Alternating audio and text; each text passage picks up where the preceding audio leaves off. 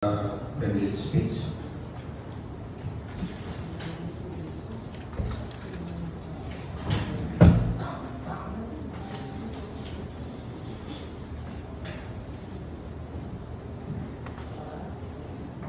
Kagalang Presiding Officer, Vice Mayor Rodel Avellaneda. Thank you.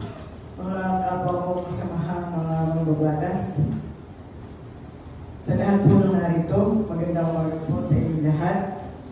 Bilang Committee Chairman ng Women's and Family at nagtataguyod para sa pangkalahatang kapakanan at kaligtasan ng ating mga kababayan, nais kong tinggin ang karaingan o hinaing ng ating mga kababayan, partikular sa Baybay Cluster, tungkol sa mapaminsanang daan sa Sitio Agustisan, Barangay Magsikap, na kung saan ilan na rin ang mga namatay at napahamak o nahulog sa nasabing daan na kung maaari ay malagyan ng warning signs, pansamantalang harang o barriers habang hindi pa batid kung kailan masisimulan na gawain ang nasabing daan upang sa ganon ay mabawasan ang mga nasasalanta o biktima ng pagkahulog sa malalim na bangin at maprotektahan ang mga bumibiyahe sa naturang daan. Sa pagkakataong ito, hinihiling ko sa pangunguna ng Committee Chairman o Infrastructure o Pagawaing Bayan na kung maaari ay matugunan, maiparating sa mga kinauukulan ang kanilang kahilingan. Mga tubo ang inyong malawakan at mahalagang suporta at aksyon para sa nabanggit na karaingan. Maraming salamat po. Okay, maraming salamat, Honorable Villarreal, sa iyong concern sa nabanggit na cluster Baybay. O totoo talaga yung Agustisan ay talagang sa cluster Baybay ay isa sa pinakamasilan at marami na disgrasya. Kaya maraming salamat sa iyong concern sa pribileyo. Hindi tinutukoy natin sa tamang committee para sa pagawaing bayan.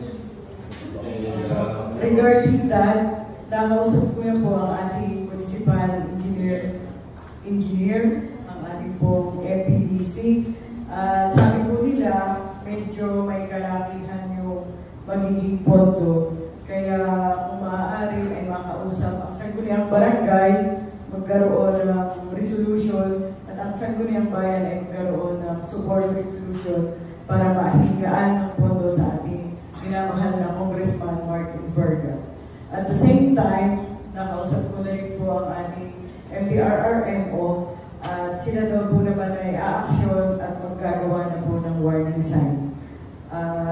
Para naman po sa kabatiran ng ating mga kasamahan at sa kabatiran po na mga mamamayan na bumibiyahe sa Agustisan ay ating pong na-actionan ang kanila pong mga kahilingan. Okay, thank you again, Honorable Villarreal. Sa aking pagkakaalam, ito ay hindi ako nagkakamali, pinaputuhan na ng 100 billion ang counterpart ng pamahalaan. Hindi na lang ay may para 20 billion. Tama? Parang gano'n yung pagkakaalam. 200 billion. Tama, 200 billion. Kaya kailan yung mga panang pribileyo ay kinagyan Honorable Villarreal sapagkat marami ng magandang buwis ng buhay, marami ng silinte.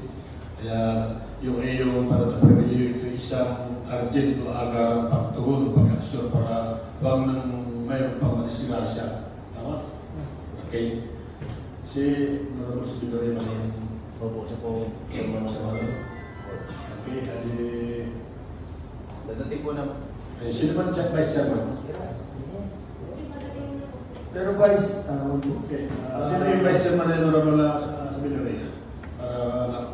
Social media Vice. Honorable Villarreal? Maganda po at talaga po. Maganda po yung problema na natapon ng ating kasama. Pero kung itutukoy po natin sa committee, may action na po naman, wala pa po yung aking susuportang resolution galing barangay. Paano po ang ating gagawin?